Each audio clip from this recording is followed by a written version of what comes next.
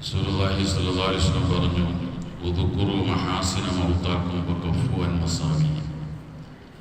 മരണപ്പെട്ട ആളുകളെ കുറിച്ച് നിങ്ങൾ നല്ലത് മാത്രം പറയുക, അവരുടെ തിന്മകൾ നിങ്ങൾ ചർച്ചയാക്കരുത്.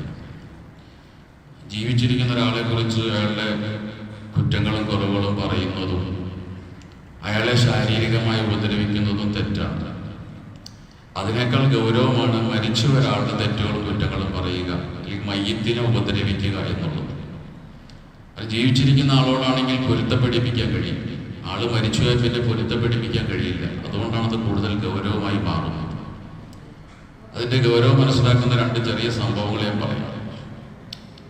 ലോകപ്രശസ്ത പണ്ഡിതനായിരുന്ന മദീനയിലെ ഇമാം എന്നറിയപ്പെട്ട മാലിക് ഇമാം ജീവിച്ചിരിക്കുന്ന സമയത്ത് അവിടെ ഒരു സംഭവം ഉണ്ടായി.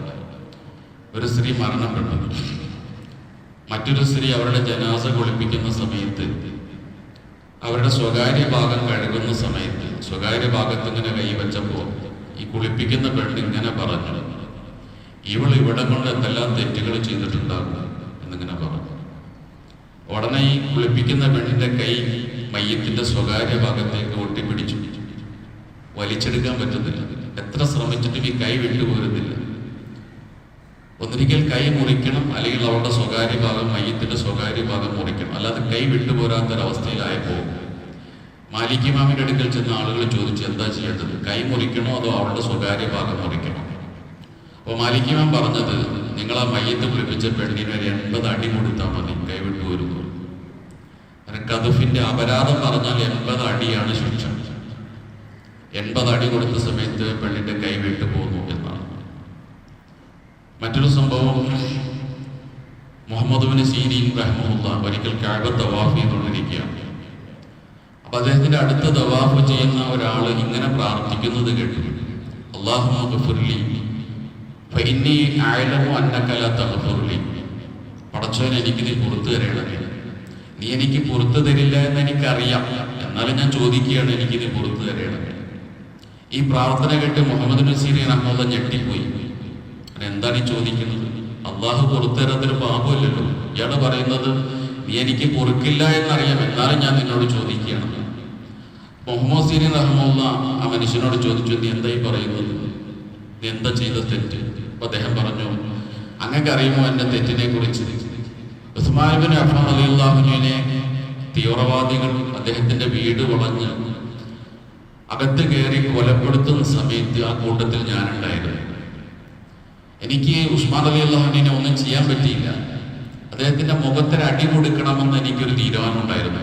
മരിക്കുന്നതിന് ഉസ്മാൻ റളിയല്ലാഹു അൻഹുവിന്റെ മുഖത്തൊന്ന് നന്നായി അടിക്കണമെന്ന് എനിക്കൊരു തീരുമാനം ഉണ്ടായിരുന്നു. പക്ഷെ അതിനുമുമ്പ് അദ്ദേഹം കൊല്ലപ്പെട്ട് കഴിഞ്ഞപ്പോൾ എൻ്റെ മനസ്സിലെ വേദന എങ്ങനെ കിടന്നു, ഒരു അടി എനിക്ക് കൊടുക്കാൻ കഴിഞ്ഞില്ലല്ലോ മുഖത്ത് എന്ന്.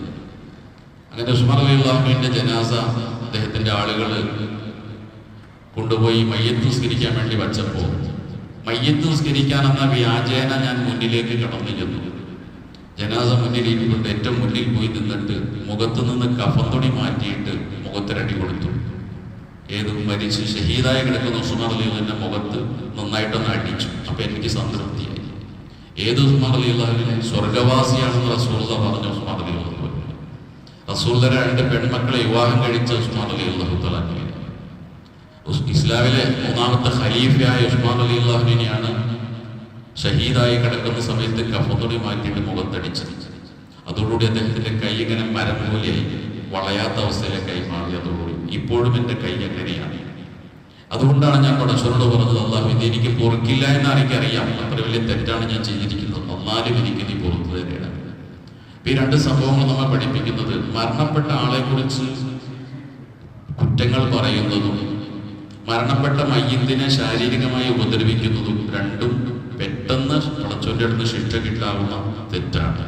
ഇത് ഗൗരവമാണ്. ജീവിച്ചിരിക്കുന്നവരെ ചെയ്യുന്നതിനേക്കാൾ ഗൗരവമാണ്. അതുകൊണ്ട് മരിച്ചുപോയ ആളുകളെ വെറുതെ വിടുക, അവരെക്കുറിച്ച് നന്മയുണ്ടെങ്കിൽ പറയുക, തിന്മകളെ കുറിച്ച് മൗനം പാലിക്കുക. അല്ലാഹു അനുഗ്രഹിക്കുമാറാകട്ടെ. സുബ്ഹാനല്ലാഹി ബിഹംദിഹി സുബ്ഹാനക്കല്ലാഹു ബിഹംദിക അശ്ഹദു അല്ലാ ഇലാഹ ഇല്ലാ അൻത അസ്തഗ്ഫിറുക വ അത്തൂബു ഇലൈക്.